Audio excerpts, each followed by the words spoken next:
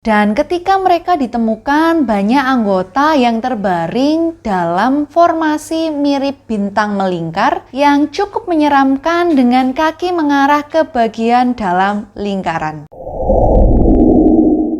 Halo Mersumrisku, kembali lagi bersama aku Devi. Apa kabar kalian semua? Aku harap semuanya sehat-sehat aja dimanapun kalian berada. Nah, beberapa waktu yang lalu nih sempat ada sebuah video yang viral di TikTok yang menceritakan tentang sebuah sekte di Jakarta Selatan yang melakukan ritual pengorbanan para brondong. Kalian sempat nggak ngeliat video itu? Kalau belum, aku coba ceritakan secara singkat aja ya. Jadi pembuat video itu adalah seorang MC yang diminta untuk memandu ulang tahun salah satu member perkumpulan tante-tante sosialita. Waktu itu dia dijanjikan fee sebesar 8 juta untuk memandu 1 jam acara saja. Lalu si MC ini nanya ke pembuat acaranya, gimana aja acaranya dan rundown acaranya seperti apa. Terus singkat cerita, si pembuat acara ini mengatakan kalau itu seperti birthday party biasa aja, cuman nanti di akhir akan ada ritual pengorbanan brondong. Nah, mulai nih dari sini si MC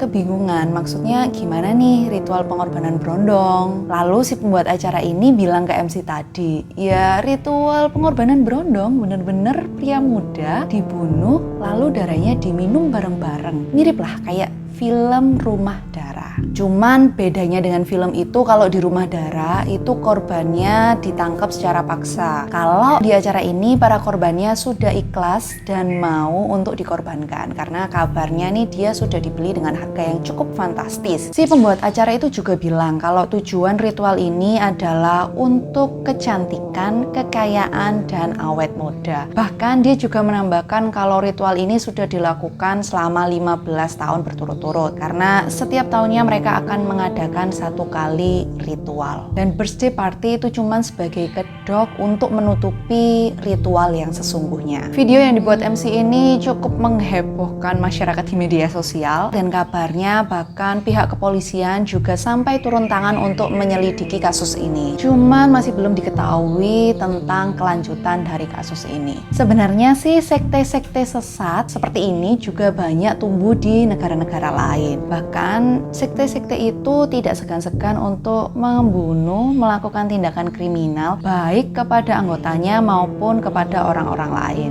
Mereka melakukan kejahatan-kejahatan ini atas kepercayaan bersama bahwa tindakan itu adalah benar dan memang harus dilakukan. Nah, di video kali ini aku akan membahas tentang sekte-sekte yang pernah ada dan sangat menggemparkan dunia.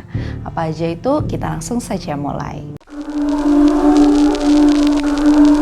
Sekte yang pertama adalah The Ku Klux Klan yang biasa disebut dengan The Klan, merupakan sekte supremasi kulit putih. Supremasi kulit putih sendiri merupakan ideologi yang beranggapan bahwa ras kulit putih merupakan ras yang lebih superior dibandingkan ras-ras lainnya. Sekte ini tumbuh di Amerika Serikat dan pertama kali berdiri pada tanggal 24 Desember 1865. Sekte ini dikabarkan tumbuh pesat di tahun 1920-an dan memiliki lebih dari 4,5 juta anggota, dan ketika melakukan perkumpulan, para anggota akan membuat sendiri kostum mereka, seringkali berwarna-warni, tetapi memiliki satu ciri khas yaitu mengenakan jubah, masker, dan topi kerucut. Hal ini sendiri dirancang agar terlihat menakutkan dan menutupi identitas dari masing-masing anggotanya. Sekte ini berusaha menegakkan kembali supremasi kulit putih lewat ancaman dan kekerasan, termasuk pembunuhan. Mereka bahkan melemahkan kepemimpinan politik kulit hitam lewat pembunuhan dan ancaman kekerasan. Dan mereka juga membuat beberapa orang keluar dari dunia politik. Sebenarnya pada tahun 1869 atau 4 tahun setelah sekte ini berdiri, pemerintah Amerika Serikat menetapkan organisasi ini merupakan organisasi ilegal. Namun nyatanya aksi-aksi The Klan terus merajalela dan memuncak di tahun 1920-an. Bahkan dikabarkan di tahun 1950 sampai 1960 beberapa tindakan kriminal melupakan perbuatan dari The the Klan. Meskipun begitu, pemerintah AS dianggap belum pernah melakukan tindakan serius untuk memberantas kelompok yang masuk dalam kategori berbahaya ini. Bahkan ada beberapa orang yang mengatakan kalau sekte ini sebenarnya masih ada di Amerika Serikat sampai sekarang. Karena kalau kita tahu sendiri, rasisme di Amerika Serikat tergolong cukup tinggi. Hanya saja pergerakan kelompok ini tidak mencolok seperti di tahun 1900-an, tetapi lebih underground. Kalau menurut kalian gimana nih? Ada kemungkinan nggak kalau sekte ini sebenarnya masih ada di Amerika Serikat? Kalian coba komen di bawah ya. Nanti kita diskusi bareng-bareng. Sekte yang kedua adalah Order of the Solar Temple atau dalam bahasa Prancis disebut Ordre du Temple Soliere dan biasa disingkat dengan Sekte OTS. Sekte ini adalah sekte pemujaan keagamaan yang mengklaim keberadaannya didasarkan dari cita-cita kesatria Templar. Kesatria Templar ini merupakan kesatrian militer Katolik yang diakui oleh Paus dan berdiri di tahun 1119.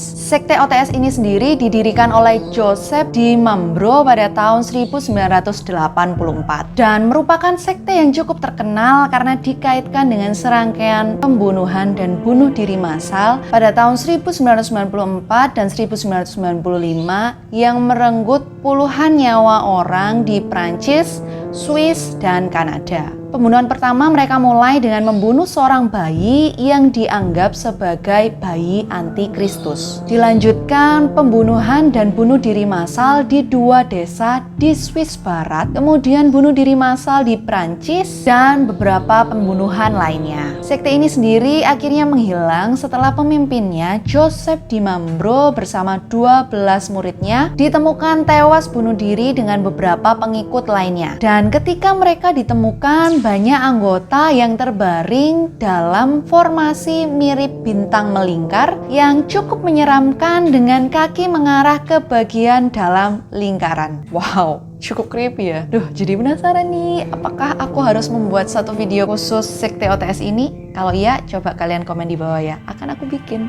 Penasaran ya aku. Oke, sekte selanjutnya.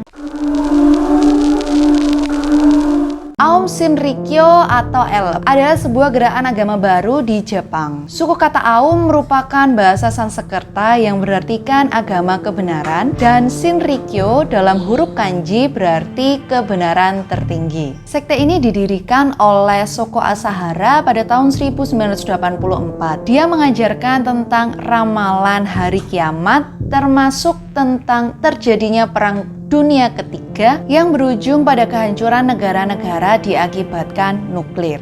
Asahara juga pernah memperkirakan bahwa kiamat akan terjadi di tahun 1997. Kemudian sekte ini juga pernah melaksanakan serangan gas sarin di kereta bawah tanah Tokyo pada tanggal 20 Maret 1995 yang menewaskan 12 orang, 54 orang sakit parah dan lebih dari 980 orang terpapar gas tersebut. Akibat insiden ini, kepolisian akhirnya melakukan penggeledahan di kantor pusat sekte ini dan menemukan bahan peledak, senjata kimia, dan biologi seperti kultur antraks dan virus Ebola. Setelah diselidiki lebih lanjut, virus Ebola yang mereka miliki diperoleh dari Zaire pada tahun 1994. Bahkan saking meresahkannya sekte ini, di tahun 2002, pemerintahan Kanada, Uni Eropa, bahkan Amerika Serikat menetapkan Aum sebagai sebuah organisasi teroris asing dan dilarang keras masuk ke negara-negara tersebut.